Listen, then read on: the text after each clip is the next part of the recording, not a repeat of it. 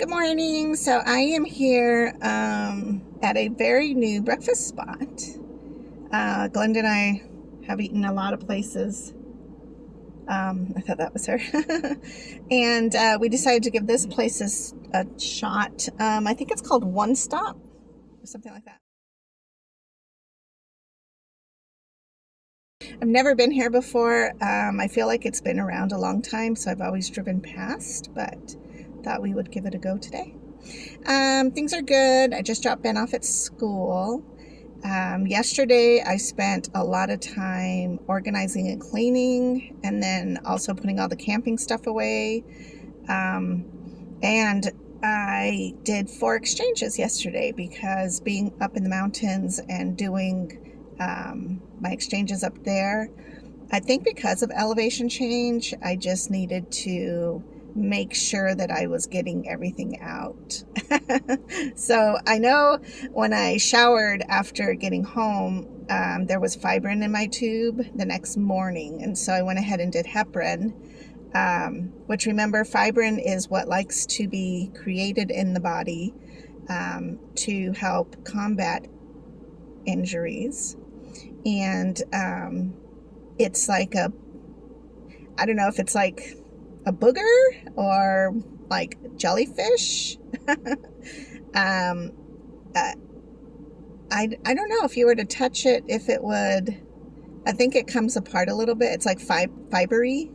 But in my bags, at least, overnight, it can, get together, coagulate, I think is the word, and kind of be like more of a solid form versus the jellyfish form. And I think the jellyfish form is pretty wild to look at in a bag. Plus to think like it got through the connector and the tube itself. So anyways, I did notice that, which tends to happen when I travel anyways. And I think that my body naturally, even a year later, is still trying to fix or mend my port that's inside me. So I'm constantly making fibrin. But that's okay, because then you have the heparin, and the heparin helps to break it down, and so that you're able to drain adequately. Yesterday I drained, and again I did 4 exchanges. I usually do 3 and a couple of empty drains, or sometimes I will do yeah, that's pretty much it. Like, I'll take a break during the day. But yesterday I went ahead and did 4 complete exchanges, just to make sure that I was on top of that fibrin and make sure that I was draining adequately. And I tell you, my drains were 24. So remember, every bag is 2,000. That goes in you, and it's there to seduce extra toxins, or, help pull what your kidneys would pull. And I did 24 3 times, and I think my last drain was something like that. Like, they were all 24s and 25s, which is great because that did help pull off anything that I was holding on to. Another thing I noticed too with traveling is that on dialysis, it's different to travel than when you're not on dialysis. Like, I always notice that my hands will swell and my feet will swell. I'll look like I have like edema, not severely, but water definitely gets retained, and I'm able to,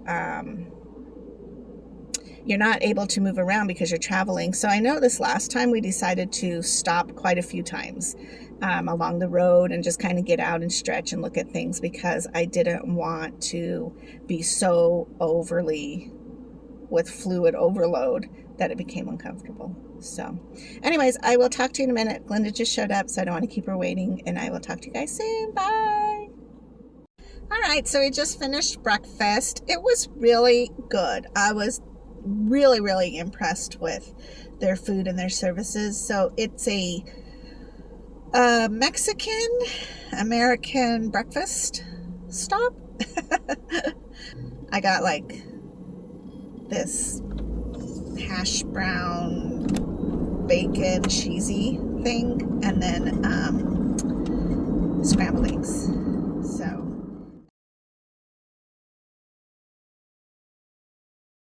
have to stop by and grab some crickets for Charlie really quickly. And I forgot what I was talking about before, but I think it was about draining my bags. But, oh yes, I remember. Okay, so when you travel, it's really important that you take a lot of different stops, because you just get, I feel like, weighed down with fluid overload. And it's really easy also to drink a lot of water and you're not moving around, or to not drink enough water and you're not moving around. So like up there at Big Lake, it was really cold, and so I noticed I wasn't really drinking that much, but then I started to drink a couple of bottles worth, and then I felt like fluid overload because I was just sitting in the car and not moving around. And the trip there is only like 5 hours away. So on the way home, we decided to take several breaks just so that we were able to stretch our legs and kind of get some movement in the body, because, you know, it's not an uncomfortable ride, but it is definitely a little bit of a longer ride. And I always wanted to go to Denver or maybe up to Washington to visit my daughter and the baby.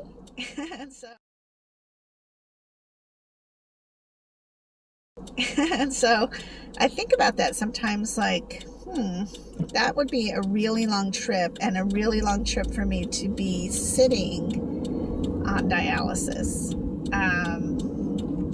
I don't know how that would work. I think if I do plan to drive, I definitely need somebody else to drive too, but I also will need to plan various stops so that it's not a continuous 22-hour ride to Washington, because that's about, I think that's what it is, just about 22 hours to her.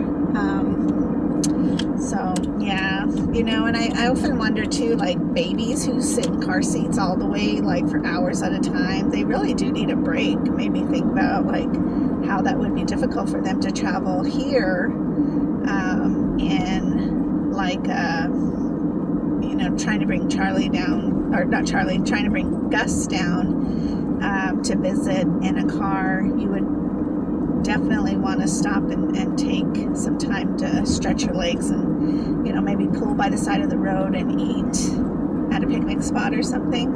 Of course, usually they've traveled with River, so I guess they're used to pulling over and letting River go potty and stuff. I just don't really remember doing that when I was with them when they were little. I mean, they were pretty great travelers, so it wasn't like I pulled over every so often. It was like, if you have to pee, hold it till we get to the next town, you know. But I don't know, maybe it just seemed different back then, and now I feel bad because I'm like, man, they probably had to pee really bad, and I was like, no, you're gonna hold it. I don't know, but kids are also, you know, got usually both their kidneys working, and they're not on dialysis typically, so, you know, there's all of that. So yeah, I don't know, it all worked out, but there is definitely a bit of a hardship of traveling with doing dialysis, because you just have to continuously stay on top of the dialysis themselves. Especially the sterile part, because you do not want to cross-contaminate, and you just have to make sure that people really understand to not bother you while you're doing what you're doing. So maybe communication is also a vital thing. You know, like once you're in your vehicle and you're doing the exchange, then nobody can interrupt you. You can't roll your window down. I also thought, like, what would happen if I was doing my exchange and, say, a police officer or, like, the game warden would show up and, you know, want to talk to you, and you're like, I'm not opening this window. I don't know what happens in that type of situation, because I've not experienced it, but I don't know. That would be a little bit know. I don't know what to do in that situation. Maybe you want like a notepad with you so that you could write a note that says, on dialysis, cannot open window. I don't know, like maybe to explain to the officer. I have driven and done dialysis. That's a little trickier because I am definitely, which I kind of don't recommend, because I did have this thought, what would happen if I was in a car accident and I'm connected? Like, God forbid, being thrown from a vehicle while you're connected. I didn't think about that when I was doing it, and I do pull over to connect and to disconnect, so it's only like 20 minutes of driving, 22 minutes of driving while I'm doing the literal dialysis, and then I would pull over to switch so that I was filling. So I would do 22 minutes of draining, and then 22 minutes of, or then fill, and then I would pull over every time, which is easy to do on the way to Bisbee because there's lots of pull out places, so that's not inconvenient. But if I was on a road that I wasn't quite sure of, and then again, car accidents, that would be, yeah, that wouldn't be good. So I probably don't recommend doing that.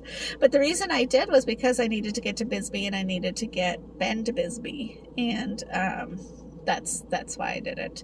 He's not driving yet, but he's going to be soon. And once he gets his permit, that will really help, because then on trips he can actually drive and I can do my exchanges if I need to in that kind of situation. But for camping, it's pretty cold. You know, I definitely felt that effect, and the sun felt so good, and I was laughing because I'm like, oh my gosh, all the times I'm like, why do I live in Tucson? I hate the sun. But up there at Big Lake, where it was so chilly, and if the clouds went over the sun, you really felt the difference.